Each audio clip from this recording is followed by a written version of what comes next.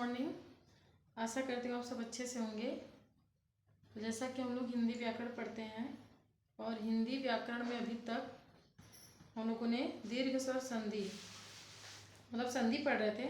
संधि में भी हम लोग दीर्घ स्वर संधि पढ़ रहे थे। तो आज हम लोग पढ़ेंगे गुण स्वर संधि। ठीक है, आज हम लोग पढ़ेंगे गुण स्वर संधि। तो लिखाने से पहले मैं आपको बता दूं, यहाँ पहले लिख देती हूँ गुण स्वर संधि।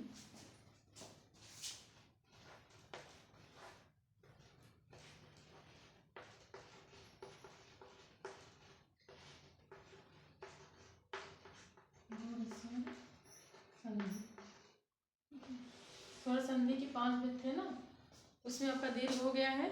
आज हम लोग गुण स्वर संधि पढ़ेंगे। गुण स्वर संधि में क्या होता है कि यदि आ के बाद मूल स्वर आ के बाद ई उ या री आए तो उसके स्थान पर ए ओ और री जब उसमें मिलेगा तो अर हो जाता है। फिर से सुनिए, यदि आ के बाद ई उ री आए तो मिलने के बाद क्रमशः उसका जो रूप परिवर्तन होगा वह हो जाएगा ए ओ और अर में। जब मैं आपको यहाँ पे लिखाऊंगी तो आपको समझ में आ जाएगा। ऐसे अगर समझ में नहीं आ रहा है तो परिभाषा पहले देखिए इसकी, लिखते चलिएगा। यदि अ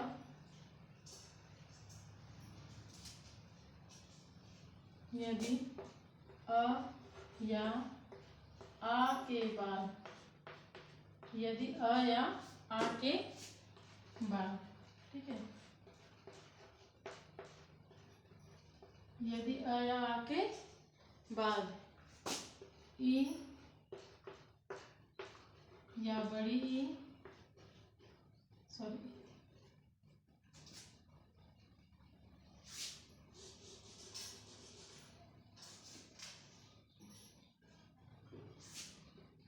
या बड़ी ई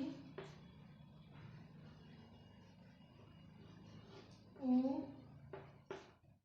या बड़ा ऊ या री आए तो यदि अ या आ के बाद ई छोटा ई बड़ा ई छोटा ऊ और बड़ा ऊ या री, ठीक है,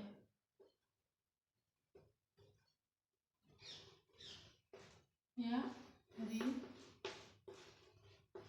आए तो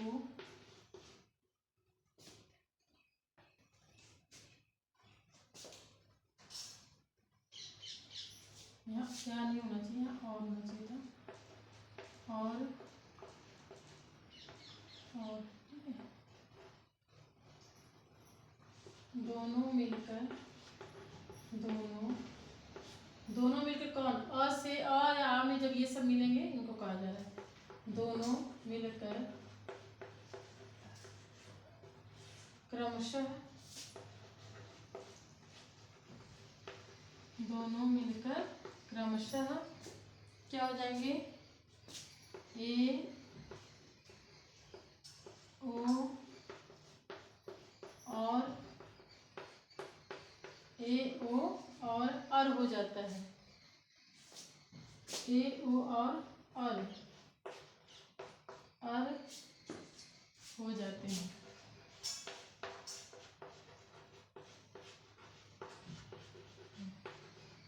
जैसे देखिए, जब मूल स्वर आ में ई मिले या उ मिले या री मिले तो उनके स्थान पे जब आ में ई मिलेगा तो ए हो जाएगा, और उ मिलेगा तो ओ हो जाएगा, और अगर री मिलेगा तब आपका क्या हो जाएगा, अर हो जाता है। जब इसका उदाहरण देखेंगे तब समझ में आ जाएगा। संधि सरल है, बस इसकी परिभाषा थोड़ा समझते रहिएगा तो कोई दिक्कत तो नहीं होगी। ठीक है, संधि में सच बताऊं तो एक जैसे कुछ लोग मतलब एक थोड़ा नॉर्मल से मतलब एक ट्रिक होता है। जैसे कि अगर जैसे आपको गुण स्वर संधि बता रहे हैं, इसमें अगर जैसे कभी भी याद याद रखिएगा, कभी भी एग्जाम में अगर कोई भी मतलब जैसे देवेंद्र ही दे दिया, देवेंद्र, ठीक है, तो इसमें क्या है, एक मात्रा है। क्या है, एक मात्रा है ना, मतलब जैसे कि एक ही मात्रा है, ऐसे समझिए। उसके बाद अगर आपका दे दीजिए मतलब कि महोत्सव, महोत्सव, इसमें भी की मात्रा है, मतलब एक ही मात्रा ऊपर, मतलब एक ऐसा है कि समझिए कि अगर एक मात्रा है तो वो ज्यादातर 90% कम से कम गुण संधि में ही आता है। अगर एक मात्रा है तो वो गुण संधि में ही आता है। दो मात्रा है तब वृद्धि संधि में आता है। और अगर बड़ा बड़ी ई बड़ा ऊ है तो दीर्घ स्वर संधि हो जाता है। यह संधि तो बहुत सरल है, जब बताऊंगी तो समझ आ जाएगा। मात्राओं के मतलब ये ध्यान दीजिएगा कि अगर एक मात्रा है तो गुण संधि, दो मात्रा है तो वृद्धि संधि, अगर बड़ा बड़ी बड़ा उप मात्रा है तो वहाँ पे दीर्घ स्वर संधि।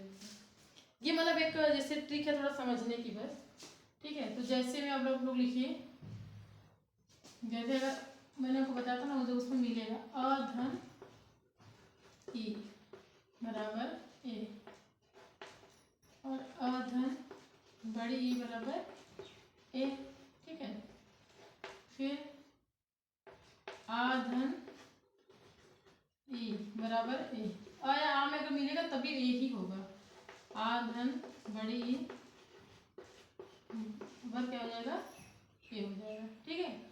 फिर अधन उ था ना, ए ओ और अर हो जाता है, तो कैसे होता है ऐसे। तो अगर आ में ई मिलेगा या आ में ई मिलेगा, छोटी या बड़ी हो, उसका रूप क्या हो जाएगा, ए हो जाएगा। आधन उ बराबर ओ, फिर आधन उ बराबर बड़ा हो जाएगा, यहाँ पे सॉरी छोटा हो गया, मतलब अ में ही रहेगा। आधन बड़ा ओ बराबर ओ, फिर आ में भी अगर उ मिलता है तब भी क्या हो जाएगा, ओ ही रहेगा, ठीक है। और अगर आ में बड़ा उ मिलता है तब भी क्या रहेगा आपका, ओ ही रहेगा। ऐसे समझ में आ रहा है कि नहीं आप लोग को।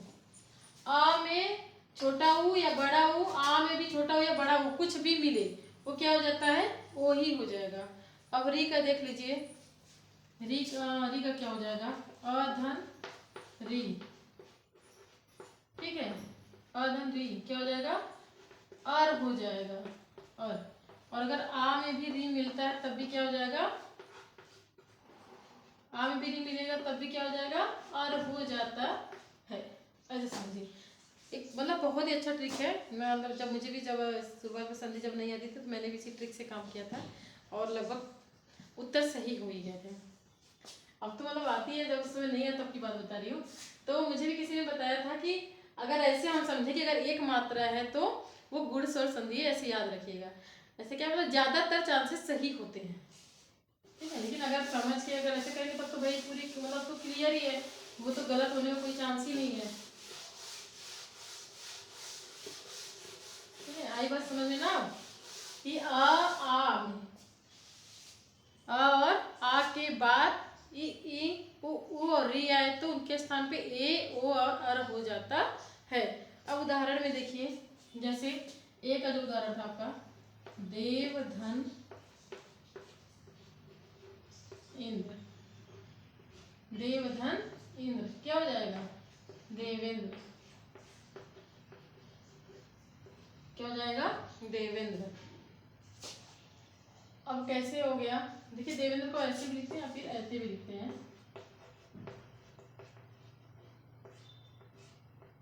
यहाँ पे स्वागत है, ठीक है।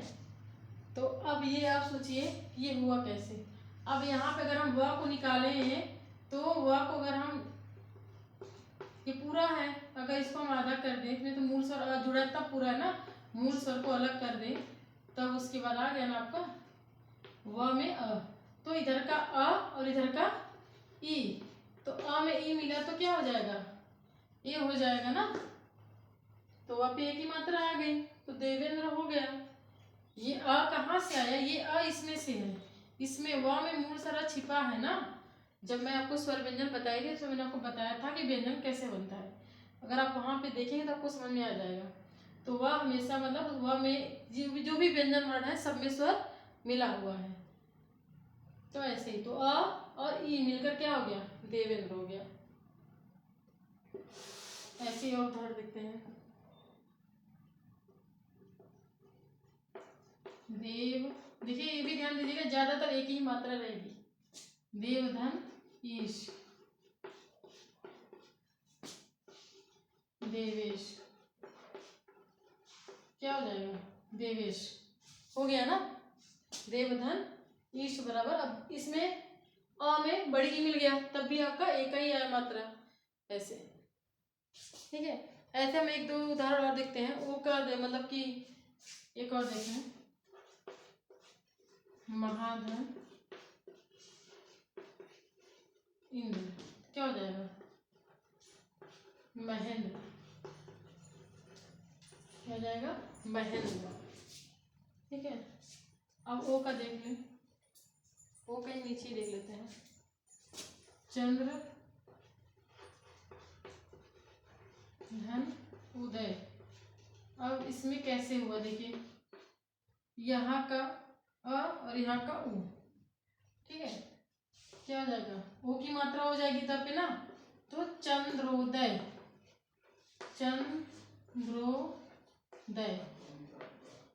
क्या हो जाएगा, चंद्रोदय। उ क्या हो गया, ओ में परिवर्तित हो गया। ठीक है, उ किस में परिवर्तित हो गया, ओ में हो गया। आ और उ मिलके ओ बन गया, मतलब महाधन उत्सव, महाधन उत्सव। ठीक है, महाधन उत्सव क्या हो जाएगा, महोत्सव, महोत्सव। तो आ और उ मिलके क्या हो गया, ओ की मात्रा हो गई। ऐसे ही एक दो उदाहरण और देख लेते हैं, जिसके बाद री का भी देख लेते हैं। देखिए बहुत ही सरल है, ऐसे ध्यान दीजिएगा कि जिसपे एक ज्यादातर मतलब उत्तर सही ही होता है, इतना याद रखिएगा। ठीक है, गंगा धन उर्मी, गंगा धन उर्मी, क्या हो जाएगा, गंगोर्मी। उ की मात्रा आ गई ना, उर्मी, गंगा गंगोर्मी हो गया। आ और उ मिलकर ओ हो गए। ठीक है, अब री का देख लेते हैं।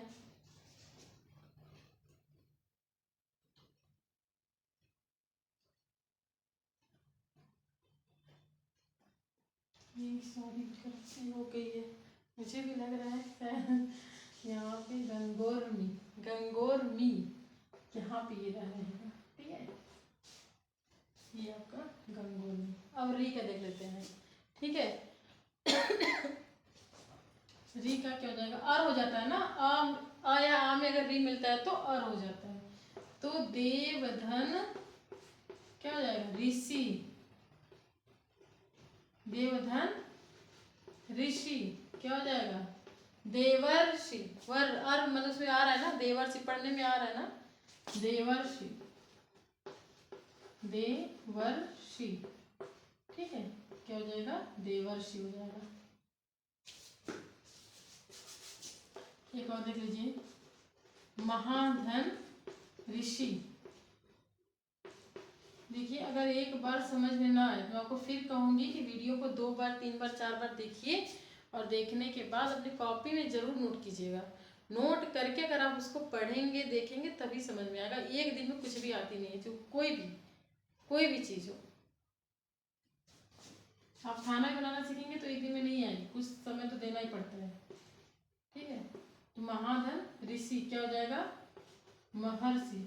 शिक्षा और खाना में बहुत अंतर है, अपनी अपनी अलग जगह है दोनों की, लेकिन एक बात बता रही हूँ कि दो कोई भी चीज़ अगर हमें सीखना है तो समय देना पड़ता है, समय देंगे तभी सीखेंगे। एक समय में मुझे भी नहीं आता था, तो उस समय मैं कंपटीशन लाइन में थी भी नहीं। जब मैं आई तो भी मुझे भी सीखना पड़ा, काफ़ी मतलब मेहनत करना पड़ा। ठीक है, तो ये हो गया आपका गुण स्वर संधि। ठीक है, तो हम लोगों ने दीर्घ पढ़ लिया, गुड़ पढ़ लिया। अभी हम लोग का रह गया है वृद्धि है, यड़ है और अयादि है। एक एक दिन करके हम लोग ऐसे ही इसको पढ़ेंगे, छोटा रहेगा तो सही रहेगा। ठीक है, तो अब इसके बाद हम लोग पढ़ेंगे वृद्धि स्वर संधि।